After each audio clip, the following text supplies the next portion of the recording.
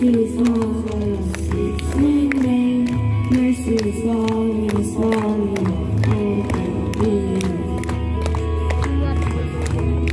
Mercy is all in His love in His God. Mercy is all in His name. Mercy is all in His volume.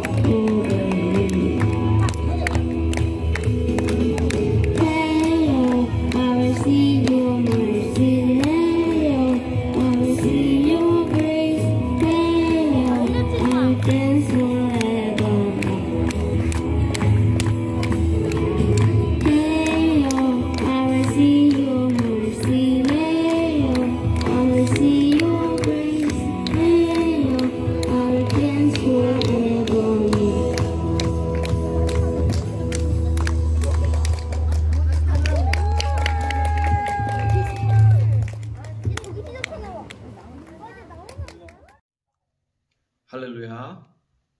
한국은 이제 추석입니다. 여러분들도 조국에서 멀리 떨어져 있지만 가까운 가족들과 또 지인들과 성도들과 함께 행복한 추석, 은혜로운 시간 나누시기 바라겠습니다. 하나님 말씀 같이 듣도록 하겠습니다. 하나님의 말씀은 희망 고문 대신 참 희망을 붙잡으십시오 라는 제목으로 전달해 드리도록 하겠습니다. 얼마 전 넷플릭스를 통해서 전 세계인에게 사랑받았던 드라마 오징어 게임이 있습니다. 모두가 아마 기억하실 것이고 이름은 들어보셨을 것입니다. 감당할 수 없는 빚더미에 쌓여있던 아주 절박한 456명의 참가자들이 1등 상금 456억을 두고 목숨이 걸린 게임을 참여합니다. 1등은 456억을 받고 나머지 사람들은 모두가 목숨을 잃게 되는 아주 잔인한 그런 게임입니다. 이 게임에는 단 한 명도 내 편이 없습니다. 모두가 적입니다. 그리고 엄밀한 의미에서 승자도 없는 게임이었습니다. 배우 이정재 씨가 열연을 했던 이 주인공 성기훈은 우여곡절 끝에 우승을 차지하고 456억을 얻게 되었습니다. 하지만 그에게 행복과 기쁨이 없었습니다. 왜냐하면 참가자들의 남겨진 가족들의 비참한 인생들을 보고 있으니까 마음이 아파서 견딜 수가 없었고 그는 트라우마로 아픔 가운데 빠지게 되었습니다. 지금 화면을 보시고 계신데 오징어 게임 참가자들이 공동으로 머물렀던 숙소의 모습입니다. 저 침대들의 저녁에는 누워있다가 낮이 되면 서로가 적이 되어서 죽이고 이기고 짓밟고 하면서 오징어 게임이 그렇게 진행되었는데 저 침대에 누워있는 사람들을 보면 저는 성경 요한복음 5장에 있는 베데스다 연못가에 희망 없이 누워있는 그런 병자들의 모습이 떠오릅니다. 오징어 게임의 참가자들과 베데스다 연못 그곳의 병자들은 전부 희망 고문의 희생자들이었다고 저는 생각합니다.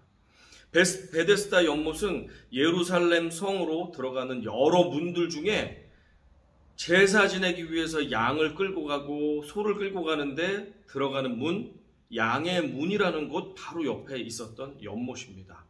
1888년 고고학자들이 최초로 발굴했던 이 연못에는 5개의 행각이 둘러싸여져 있었습니다. 행각이란 기둥과 지붕만 있는 건물을 말합니다. 그 지붕 밑에 누워 있었던 것입니다. 병자들이 그곳에 모여서 세상에서 아무런 치유나 간호나 환영이나 도움을 받을 수 없었던 비참한 병자들이 가득 모여서 그곳에서 신라 같은 희망을 바라보고 있었습니다. 주목해 볼 사항이 있습니다. 베데스다 연못의 이름입니다. 히브리어로 베데스다는 베트, 집 플러스 헤세드, 자비 또는 은혜라는 뜻을 가지고 있습니다. House of Mercy, House of Grace, 자비의 집, 은혜의 집, 이것이 바로 베데스다의 이름입니다. 전해지는 전설에 의하면 가끔 한 번씩 천사가 내려와서 그 연못에 물을 휘젓는다고 합니다. 그러면 이 휘젓는 물 속에 가장 처음으로 들어간 한 명은 그가 어떤 심각한 병이 있든지 반드시 낫게 된다라는 전설이 전해지고 있었습니다. 그래서 수많은 병자들, 세상에서 의사 한번 만나보지 못하고 치료 한번 받아보지 못한 온갖 병자들과 비참한 사람들이 그곳에 모여서 천사가 물을 흔들기만을 기다리고 있었던 것입니다. 그들의 상황을 한번 보십시오. 평생 질병과 가난으로 받았을 육체적인 또 경제적인 고통들, 이웃들의 차가운 시선들, 가족들의 피눈물 나는 사연들을 그 서로들은 알고 있었고 위로가 되었을 것입니다. 저도 나처럼 참 힘든 인생을 살았구나 하면서 위로가 되었을 것입니다. 하지만 물이 한 번이라도 요동치기라도 한다면 어떻게 됩니까? 조금 전까지 동지였고 같은 병을 앓았던 비슷한 처지에 위로받았던 사람들이 적이 됩니다. 서로 짓밟고 나아갑니다. 밀치고 나아갑니다. 내가 먼저 들어가지 못하면 언제 저 치료를 받을 수 있고 언젠지 모를 다시 물이 요동치는 그때까지 우울함과 좌절감 가운데 희망을 뺏긴 채 또다시 몇 달이고 몇 년이고 누워 있어야 되는 저들의 비참한 인생을 우리가 한번 생각해 보면 좋겠습니다. 그런데 저 병자들이 실망할 만한 사실이 하나 있습니다. 천사가 와서 물을 휘젓고 그때 들어가면 어떤 병이든지 낫는다고 하는 것은 사실 거짓말입니다. 그리스의 오래된 신화, 의술의 신, 그 의술의 신의 이야기에 이 병자들의 자신의 희망과 소망을 같이 넣고 섞어가지고 만들어낸 전설에 불과했습니다. 그곳에는 치유가 없었습니다. 그곳에는 희망이 없었습니다. 그러나 어디서도 희망을 찾을 수 없었던 자들이 그저 아는지 모르는지 하나둘 모여서 그곳에서 진을 치고 있었던 것이었습니다. 베데스다, 자비의 집에는 그 어디에도 자비가 없었습니다. 그곳에는 서로를 향한 경쟁과 미움, 그리고 희망 대신에 희망 고문만이 있었습니다. 아까 화면에서도 우리가 잠깐 보았는데 희망 고문이란 말이 유명한 말로 요즘 신조어로 쓰이고 있습니다. 희망 고문이란 무슨 말이냐면 안 될 것을 알면서도 될 것 같다는 희망을 주어서 상대방을 고통스럽게 하는 것을 희망 고문이라고 합니다. 오징어 게임의 참가자들, 베데스다 연못에 있는 병자들은 희망 고문의 피해자들이었습니다. 이날 마침 갈릴리 지역에서 주로 사역하셨던 예수님께서 절기를 지키시기 위해서 이곳 예루살렘에 오셨습니다. 그날은 안식일이었습니다. 성전 바로 인근에 있는 이 베데스다 연못에 예수님께서 방문하셨습니다. 그곳에는 38년 된 병자가 아무 소망 없이 누워 있었습니다.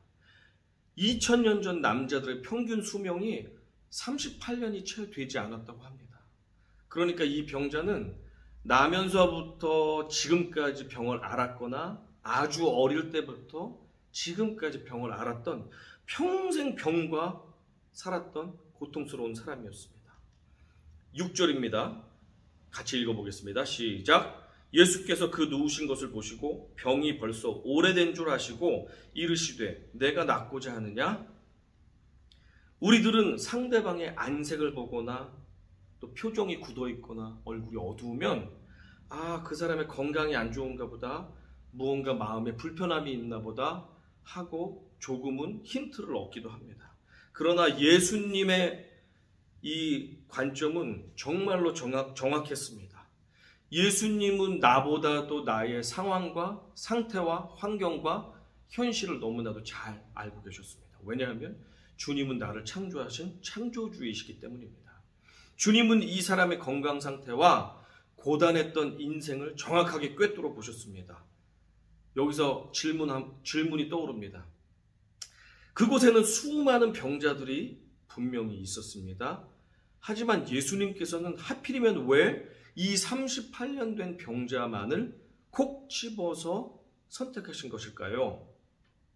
하나님을 그 사람들 중에서 가장 경외하기 때문에 선택했습니까? 누구보다도 선행을 많이 베풀었기 때문에 선택했습니까?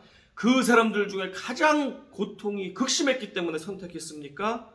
아무도 도와주지 않는 왕따기 때문에 선택했습니까? 얼굴이 잘생겨서 선택했습니까? 왕년에 올림픽 장애인 올림픽 금메달 선수 출신이었기 때문에 선택한 것입니까? 무언가 잘난 것이 있어서 예수님께서 선택하신 것입니까? 그렇지 않습니다.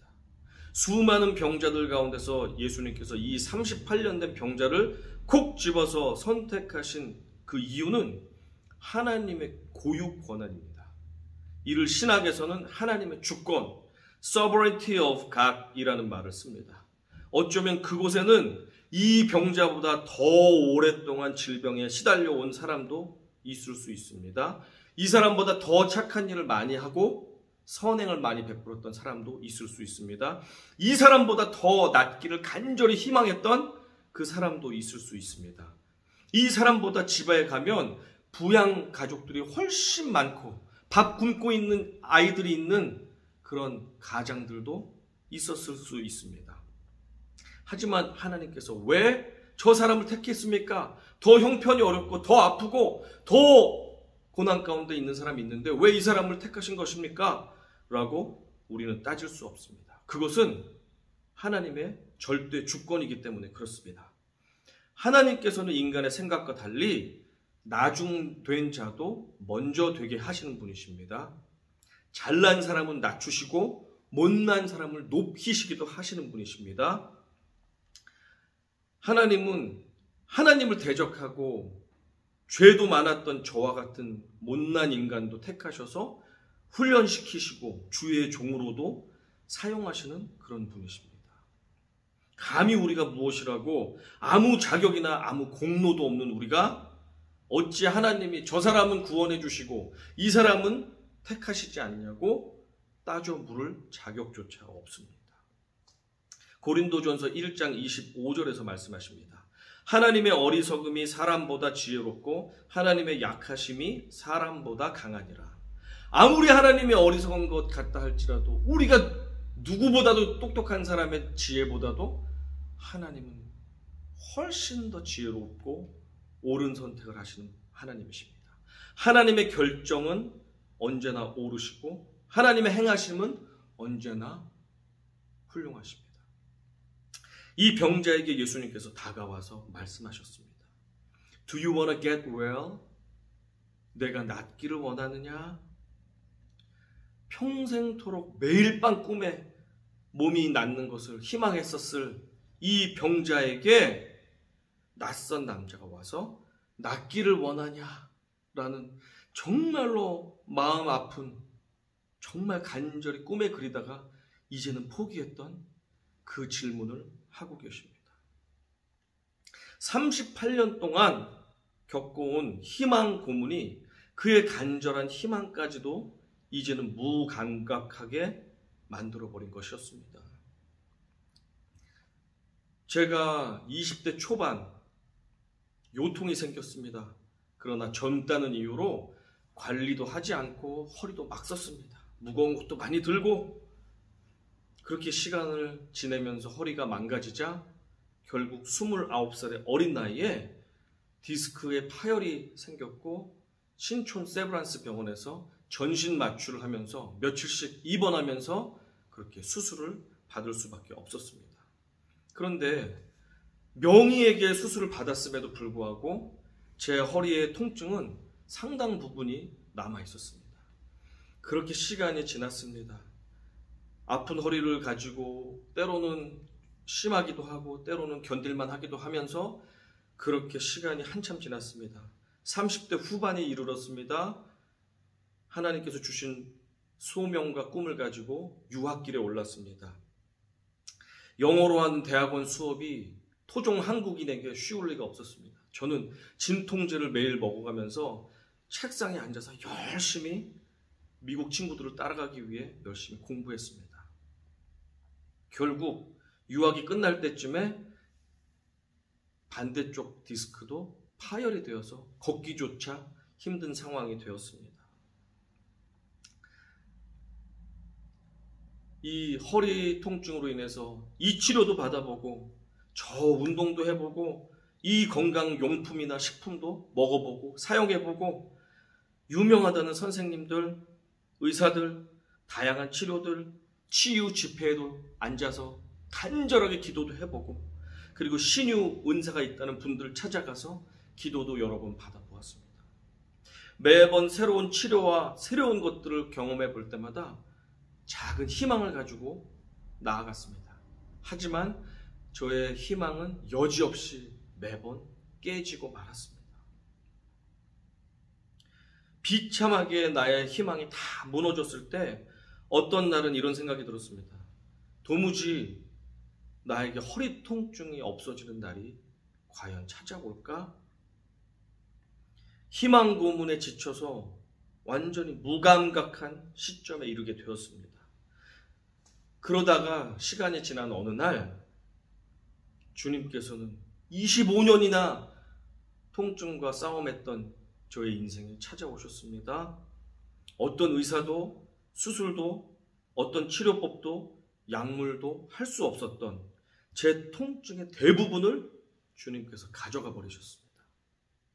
그리고 주님은 이 병에 대해서 넉넉히 감당할 수 있는 마음 또한 부어주셨습니다. 그래서 저는 선포합니다. 제 허리병은 이미 나았습니다. 아멘. 낫고 싶냐는 예수님의 질문에 38년간이나 희망 고문에 지칠 대로 지쳐버렸던 이 병자는 네, 낫고 싶습니다 라고 하는 간단한 대답조차 할 수 없을 만큼 지쳐 있었습니다. 그는 예수님께 자신의 처지를 하소연하기 시작했습니다. 7절입니다. 같이 읽어봅니다. 병자가 대답하되 주여 물이 움직일 때에 나를 못에 넣어주는 사람이 없어 내가 가는 동안에 다른 사람이 먼저 내려가나이다. 이렇게 장황한 이야기를 하고 있는 이 병자의 진짜 본심은 이것입니다. 저기 나으리 선생님, 저에게 관심 가져주셔서 너무 감사합니다. 다음번에 물이 동요하게 되면, 요동하게 되면 선생님이 됐든지 누가 됐든지 저를 누군가 물가로 옮겨주는 사람이 있다면 정말 좋겠습니다. 그렇다면 제 병이 낫지 않는다 할지라도 저는 평생 더 이상 소원이 없습니다. 아무도 저를 물가로 데려다주는 이 하나도 없었습니다. 희망을 잃어버린 지 오래된 이 불쌍한 병자에게 예수님께서 드디어 선포하십니다. 8절입니다. 예수께서 이르시되 일어나 내 자리를 들고 걸어가라 하시니 9절 그 사람이 곧 나아서 자리를 들고 걸어가니라. 아멘. 38년 동안 제대로 걷지도 못했던 비참한 병자의 인생은 예수님의 치유 명령으로 그 순간 완전히 180도 바뀌게 되었습니다. 그는 곧장 누웠던 매트를 들고 일어나서 걸어가 버렸습니다. 예수님은 감사 인사도 한마디 듣지 못한 채 예수님께서도 그 자리를 속히 이동해 버리셨습니다. 예수님께서 모든 병자들 중에서 이 병자를 택하시고 고쳐주신 것은 그가 신앙심이 제일 깊어서도 아니고 그가 통증이 제일 심했기 때문도 아니고 그가 남모를 선행도 많이 베풀었기 때문도 아니었습니다. 그저 그날 예수님께서 그 사람을 불쌍히 여기신 것 그 한 가지 때문에 그 병자는 예수님으로부터 치유를 받게 되었습니다. 이 때문에 주님께 내세우고 자랑할 것 하나도 없는 저와 이 자리에 있는 모든 성도님들에게 희망이 있습니다. 내가 자격이 없어도 주님이 나를 불쌍히 여겨주시면 나는 주님으로부터 나올 수 있어 라는 희망이 있게 됩니다. 여러분은 지금까지 어디에 희망을 두고 힘든 인생을 참아오며 살아오셨습니까? 존재하지도 않은 희망을 가진 채 지금까지 헛된 곳에서 희망 고문을 받으면서 지내오신 것은 아니었습니까? 부탁드리겠습니다. 온갖 그럴듯한 이야기로 표심과 인기를 얻으려는 정치인들에게 너무 큰 희망을 두지 마십시오. 엄마 아빠의 인생을 통째로 갈아 넣으면서 뒷바라지 해왔던 여러분의 아들, 딸들이 언젠가는 큰 효자, 효녀가 되어서 엄마 아빠에게 큰 기쁨을 줄 것이다, 효도할 것이다 라고 하는 희망사항에 너무 큰 희망을 두지는 마십시오. 여러 차례 여러분들을 진실하게 대해주지 못했던 가까운 친구들과 이웃들이 있습니까? 그녀도 나중에는 언젠가 진실해질 날이 올 거야 라고 하면서 그 사람에게, 저 사람에게, 사람에게 너무 지나친 기대와 희망을 갖지 마십시오. 하나님은 못 고쳐도 이 병의 최고 권위자인 닥터리는 내 병을 고쳐줄 수 있어 라고 하는 전문가를 의지하는 그 마음도 내려놓으십시오. 조금만 사업을 더 크게 벌려서 돈을 많이 벌면 그때는 교회에 헌금도 많이 하고 노년이 되면 선교지에 나가서 봉사도 열심히 하겠다라고 하는 희망도 내려놓으십시오.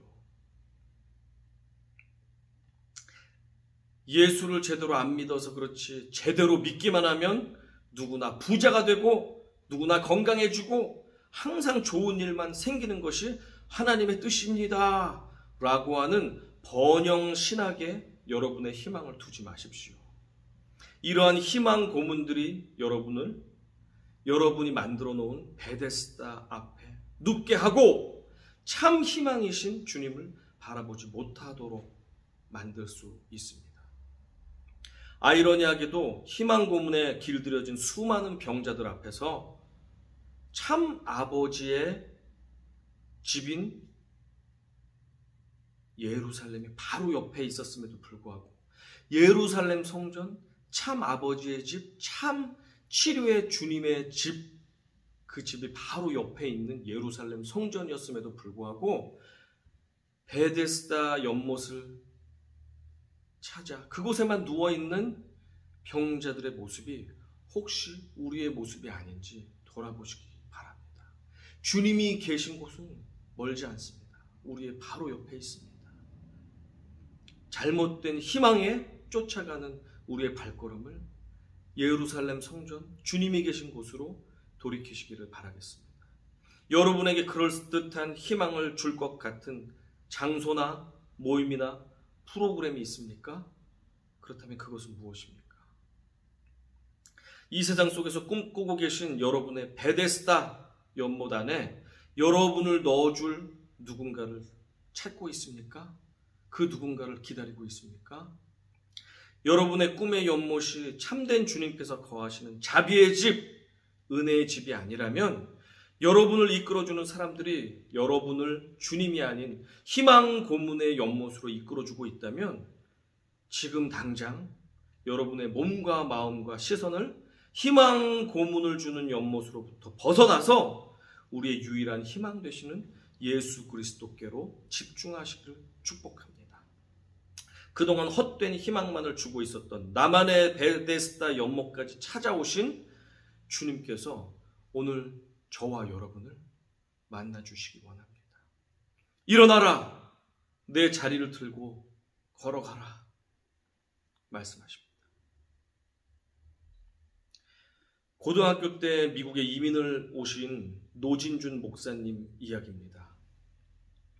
어려서부터 소아마비 장애가 있었던 노진준 목사님은 대학교 2학년 시절에 청년이던 때에 동네에서 신유 집회가 열린 미국 교회를 찾아갔습니다. 간절한 마음으로 자신의 소아마비가 낫기를 소망하는 마음으로 그곳에 가서 앉아 있었습니다. 그런데 설교자께서 이런 말씀을 하는데 화가 나기 시작했습니다. 여러분, 믿음으로 기도하면 무슨 병이든지 다 낫습니다 라고 설교자가 선포하는 것이었습니다. 화가 난 청년 노진주는 예배가 끝난 뒤에 따질 듯이 설교자를 찾아갔습니다. 목사님, 정말로 믿음으로 기도하면 무슨 병이든 다 낫습니까? 목사님이 당황하면서 말했습니다. 그럼 그렇단다.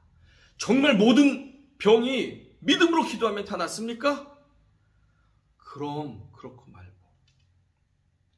화가 난 노진준 청년은 정말 간절히 기도했지만 육신의 질병이 낫지 않았던 바울의 이야기를 하려고 하는 참이었습니다.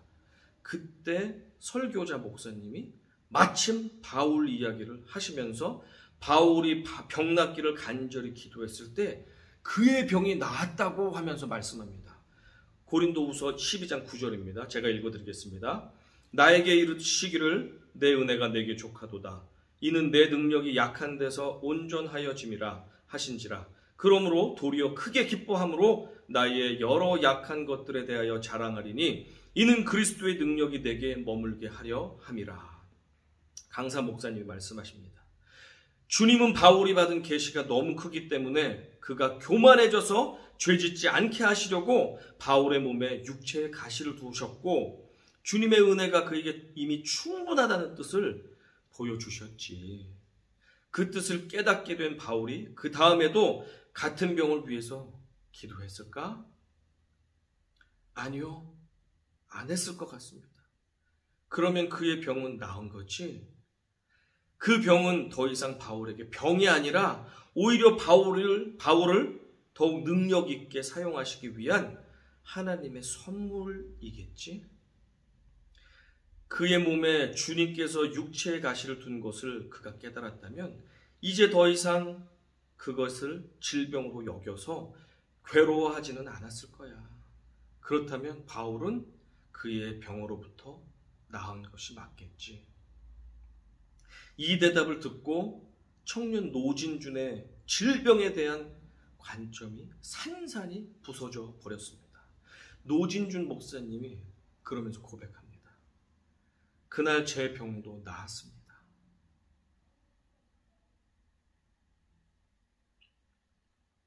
희망 고문 대신 참 희망을 붙잡으십시오. 여러분이 지금 붙잡고 있는 매일같이 누워있는 베데스다 연못이 있습니까?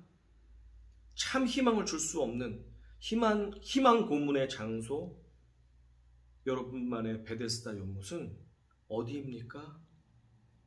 무엇입니까? 누구입니까? 여러분을 희망 고문으로 이끌고 가는 그 사람들은 누구입니까? 어떠한 위대한 장소도, 어떤 위대한 모임도, 어떠한 대단한 프로그램도, 심지어 교회라 할지라도 참 희망이시오 소망 되시는 예수 그리스도가 계시지 않는다면 그곳은 나와 우리들이 만들어낸 베데스다 연못에 불과합니다. 더 이상 희망 고문에 잡혀 무기력한 인생을 살지 마십시오. 아들, 딸이 나의 희망이 될 수 없습니다. 친구들이 내 희망이 될 수 없습니다. 따박따박 들어오는 연금이 내 희망이 될 수 없습니다. 사업의 성공이 내 희망이 될 수 없습니다. 자랑할 수 있는 건강이 내 희망일 수 없습니다. 세상의 유쾌한 모임들과 즐거운 요리들과 어떤 오락거리들이 나에게 참 희망이 되어줄 수 없습니다.